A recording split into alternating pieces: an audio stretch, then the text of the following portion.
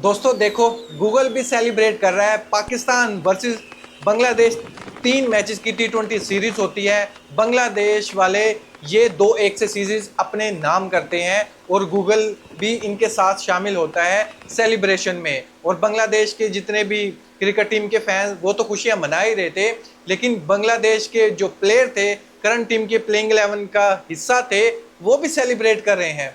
जैसे बच्चे नहीं सेलिब्रेट करते, ऐसे वो भी सेलिब्रेट कर रहे थे और इंस्टाग्राम पर ये स्टोरी भी डाल रहे थे। अच्छी बात है भाई, सेलिब्रेट करना चाहिए, आपका हक भी बनता है। लेकिन पाकिस्तान टीम की तरफ से फैंस को ये उम्मीद थी कि कुछ पॉजिटिव नजर आए। वो पॉजिटिव क्या चीजें हैं वो आप लोगों के सामने रखने वाला हूं। क्या परफॉर्मेंस रही है पाकिस्तान के यंग ब्लड की तरफ से। ऑफ कोर्स अगर हम देखते हैं सीरीज में टॉप स्कोरर कौन है, मोस्ट विकेट टेकर कौन है, इम्पैक्टफुल प्लेयर कौन रहा है, इस ये कुछ स्टैट हैं जो मैं आप लोगों के सामने रखने वाला हूं। दोस्तों यहाँ पर आप देख सकते हैं top scorer of course Bangladeshi है, एक देशी भाई है। लेकिन मजे की बात यह है, थर्ड पर देखें कौन है, साहिबजादा फरहान है 63 रन के साथ। एक मैच खेलता है, बाकी सब ने 3-3 मैचेस खेले हुए हैं। साहिबजादा फरहान सिर्फ एक मैच खेलता है, टॉप स्कोरर में तीसरे नंबर पर आकर बैठ जाता है। क्या टैलेंटेड बच्चा है दोस्तों, ये मेहनत का सिला मिल रहा है इसको। ना इंसाफी जो इसके साथ हुई थी, अल्लाह ताला पूरा साथ दे रहा है साहिबजादा फरहान के। ऑफ कोर्स हार्ड वर्क में ये कोई कमी नहीं रखता, फिटनेस पर कोई कंप्रोमाइज नहीं करता। मोस्ट विकेट टेकर की तरफ आप देखें, यहां भी पाकिस्तानी छाया हुआ है। 3 मैचेस में 7 विकेट्स लेकर जाता है दोस्तों, और आउटस्टैंडिंग बॉलिंग करता है, नो डाउट इस पर। मैं अगर आप देखो ना, सीरीज स्टार्ट होने से पहले सबसे ज्यादा खुशी मुझे इस यंग ब्लड की थी कि ये कैसी बॉलिंग करवाएगा। मुझे बैट्समैन से ज्यादा इसकी बॉलिंग स्टाइल, इसके एक्शन पर, इसकी विकेट्स लेना क्रूशियल टाइम पर पावर प्ले में, ये बहुत ही अच्छा लगा मुझे।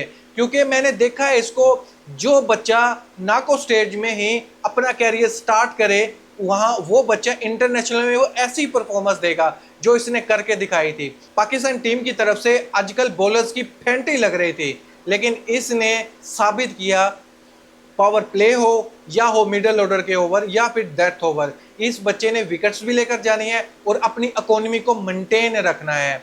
मोस्ट विकेट टेकर में जो सब पहले नंबर पर वो आता है एक पाकिस्तानी, यहां पर रुके नहीं है। मोस्ट वैल्यूएबल प्लेयर में भी इसी का नाम आता है दोस्तों, ये टॉप पर बैठा हुआ है। देखें दोस्तों, हमारे सीनियर प्लेयर को 4-4 इवेंट मिले हैं आईसीसी के। क्या इन हमारे जो यंग प्लेयर हैं, इनको क्या 4 सीरीज मिलने का हक भी नहीं रखते ये लोग?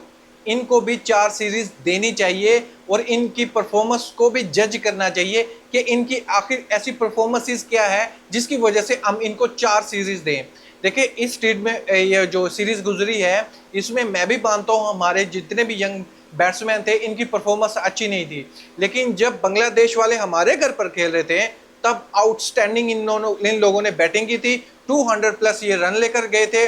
Top scorer of course no doubt Mohammad Haris रहे थे, क्योंकि इसने एक सेंचुरी लगाई थी। उसके बाद अगर देखो वो भी पाकिस्तानी ही है। हसन नवाज यानी सेकंड नंबर पर भी पाकिस्तानी प्लेयर है, 60 की एवरेज है इसकी।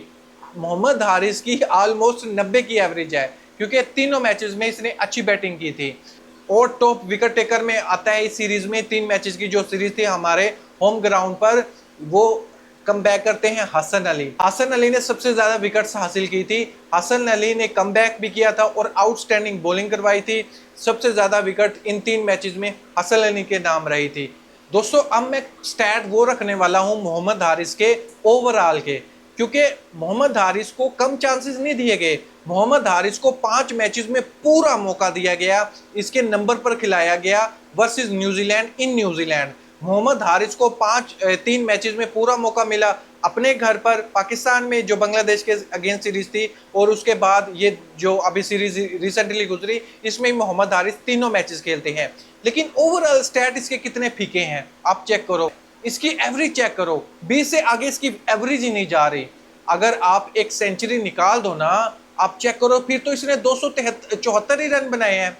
एक मैच में एक सेंचुरी होती है, बाद में 18 मैचेस में ये सिर्फ 274 रन लगाता है। यानी कंसिस्टेंटली का ठप्पा अभी मोहम्मद हारिस को नहीं लगा, कंसिस्टेंटली परफॉर्मेंस नहीं दे रहा और ऐसी सिचुएशन पर परफॉर्मेंस नहीं दे रहा जहां पर हक बनता है। हमने हमारा वर्ल्ड कप हो रहा है, आपको पता है श्रीलंका में हमने मैचेस खेलने हैं और श्रीलंका में आपकी मर्जी की पिचेस नहीं मिलेगी। श्रीलंका में ऐसी सिमिलर थोड़ा बहुत डिफरेंस मिलेगा, ऐसी पिचेस मिलेगी ना कि ज्यादा टफ हो ना ही इतनी कि आप छक्के चौके लगा सकें।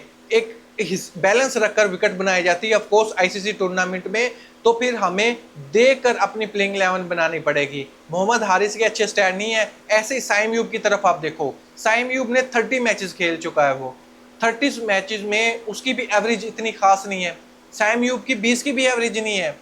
तो फिर देखो साइम यूब को बहुत ज्यादा चांसेस मिल गए हैं दोस्तों। 30 मैचेस थोड़े मैचेस नहीं होते, पाकिस्तान की हिस्ट्री में सबसे ज्यादा चांसेस साइम यूब को मिले हैं। लेकिन मैं डाउट नहीं कर रहा, बस स्टैट दिखा रहा हूं ताकि ये हमें कंफर्म हो जाए कि आईसीसी इवेंट में कहीं ये भी हमें दगा ना दे दे, धोखा ना हो जाए, हाथ ना कर जाए हमारे ये यंग प्लेयर, क्योंकि हमें ये ना फील हो कि कच्चा तोड़ लिया है। हमें एक्सपीरियंस भी ऑफ कोर्स चाहिए, हमें एग्रेसिव क्रिकेट भी चाहिए, स्मार्ट क्रिकेट भी चाहिए, केयरलेस माइंड नहीं चाहिए हमें, है ब्रेनलेस माइंड नहीं चाहिए हमें। हमें देखकर खेलना पड़ेगा और देखकर अपनी प्लेइंग 11 बनानी पड़ेगी। ऐसी थिंकिंग के साथ हम T20 वर्ल्ड कप में जा सकते हैं। अदरवाइज ऐसी प्लानिंग ना हुई तो हम जैसे हम पिछले 3 आईसीसी इवेंट में ग्रुप से बाहर हो रहे हैं, अल्लाह अल्लाह ना करे कि इस जो T20 वर्ल्ड कप 2026 में आ रहा है यहाँ भी हम ग्रुप से बाहर हो जाएं। मैं तो बिल्कुल भी ऐसा नहीं चाहता, क्योंकि 2023 में इंडिया में हम ग्रुप से बाहर हो गए, अमेरिका में खेलने जाते वहां पर ग्रुप से बाहर हो गए हैं, अपने घर पर खेलते हैं चैंपियंस ट्रॉफी, वो भी घर ग्रुप से बाहर हो जाते हैं।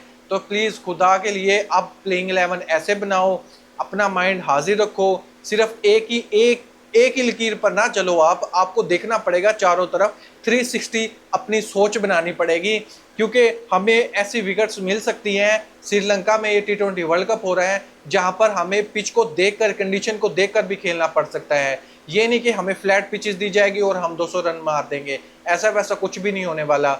इन सभी चीज़ों को आप कैसे देखते हैं, और T20 वर्ल्ड कप से पहले पाकिस्तान टीम को ऐसा कौन सा काम करना चाहिए जिससे पाकिस्तान टीम एक स्ट्रॉन्ग बन सके? अपनी राय कमेंट बॉक्स में ज़रूर बताइएगा। थैंक यू, अल्लाह हाफिज़।